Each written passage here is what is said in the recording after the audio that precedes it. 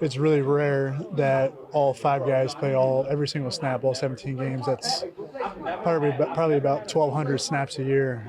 That's really rare. That's what training camp and in-season practices are for. Getting a lot of reps in individual period and team settings and stuff like that, and just kind of building that chemistry and chemistry with each other, and save that going forward when we get into these games.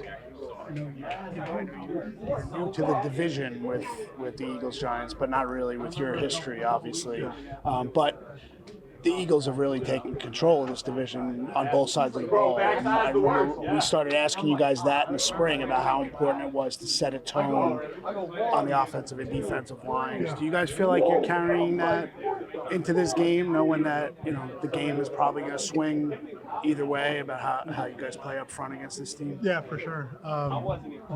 We've known from OTAs and training camp that this team's going to go as this offensive and defensive line goes, and defensive line's been playing out of their minds, really good. Really happy and excited for those guys over there. And we've had our ups and downs. I feel like we've been playing really well, but there's a lot more.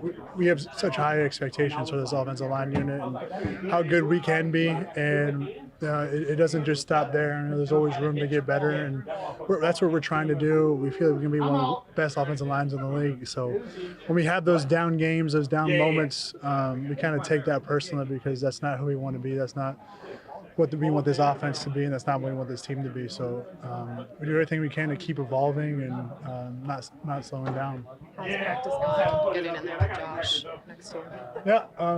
Sorry if you answered this. No, you're all good. I hate to say I wouldn't notice a difference or a change. AT is a great player, but me and Josh out there, we've gotten some reps together in OTAs and a little bit in training camp too. And Josh is a really smart player. He knows where to be at all times, knows his job, and it's easy to work with him. And his practice reps help, and I feel a lot of confidence going into this game with him, and how prepared he is, how smart he is, and how hard he works. And I don't see any lull coming in from him. They always talk about tough losses, tough games you lose. It's that 24-hour rule. When you have a guy who you lose a lot, it's a big loss to lose AT. Is that you have a 24-hour rule on that as well? The idea of you absorb it and then it's move forward. That's it. Yeah, for sure. He's a great player, great teammate, great person. We were talking to him yesterday. His surgery went well. He's resting up now, and don't think he's going to be back for this year. So, his locker's right there. I hate to say it, but we're moving on from him at this point. He's not going to be able to help us anymore out in the field this season. He can help us in the locker room and off the field and stuff like that. But going forward, and what matters going on the field in these games is just going to be the guys, the 8 guys dressed up there on game day, and that's what's going to help us win football games. And miss AT. But we got to go forward without him now. So that's just how this league is. Did you do it? The way Tyrone stepped in the last 2 games, now Devin looks like he's back. Do you think if you use both of them, that they give a different dimension to the running game? Sometimes teams have 1 guy, sometimes teams have 2. Yeah. They are different looking players, the athletes. Do you think a 1-2 punch can work here? I definitely think so. I feel like in the NFL it's tough to just have one running back that you feed the ball over to over and over again. And, Devin's a really established veteran in this league. He's had success everywhere he's gone, really well in pass protection, and he's always slipping out, finding those holes. And he's gotten a couple explosive runs so far this year. And Tyrone, he's a really good pass catching back of the backfield.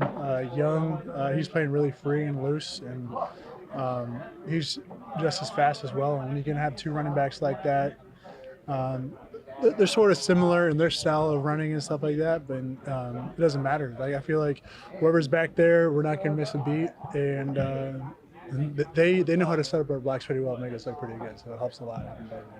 Do you think you guys have done pretty well in screens? Eric has got involved in that. Before you got here, this team had not been a good screen team. Why are you guys good at it now? I think it has a lot to do with Tim Kelly, tight ends coach. He came in here, and I think he was kind of known as the screen guru. And he's brought in a lot of screens here. I think we have over 15 screens that we're able to call, but we only have about 5 or 6 of them up every week. And we have a screen presentation every week, and it kind of seems monotonous, but it's always good going over all the rules and all the different types of screens we have involved. And they've been hitting really well, and just the rules and how he breaks it down, the information and gives it to us, makes it really simple, makes our job easier, and kind of use it as a weapon. Tired defenses out, and we've hit a lot of big screens, and it helps us. They're explosive plays to get the ball going downfield, and it's nice gaining 20, 25 yards in one play. Is that more than you had in Green Bay? Screens? I everywhere I've been, I've never been able to successfully have a good screen game, and this is the first year that I've been on a team with a really valuable screen game, and I think that adds a lot to our offense. How do you? I mean, what do you? Obviously, you drill it. You guys talk about it a lot. Is it patience? Is it the personnel that's involved? Is it timing of when the plays are called? What do you contribute to the secret? There's a lot involved into it. There's a lot of feel to it, but there's also a lot of timing's a critical part of it, and distribution, and just getting to your right landmark out in space, and being able to read whoever's going out with you. Whether me and the interior 3 are out, or me and the tackle are out, being able to read their block and being able to make a decision off of what they're doing in that split second. And I think TK's done a really good job breaking that down for us, and it's been working really well, and we're going to keep doing it. What's the old man think about the Giants and Eagles facing each other this time? He's excited. He won't be at the game. He's got to work this Sunday, just like most Sundays. But got a lot of family and friends coming up from the area. They're all going to be in Giants gear, or else they're not allowed to be around us. But everybody's excited. Got a lot, like I said, a lot of people coming. This is a big one. Obviously, when I was a little kid, I grew up huge Eagles fan, but work took me elsewhere, and now I'm the biggest Giants fan in the world. So excited for this weekend coming up.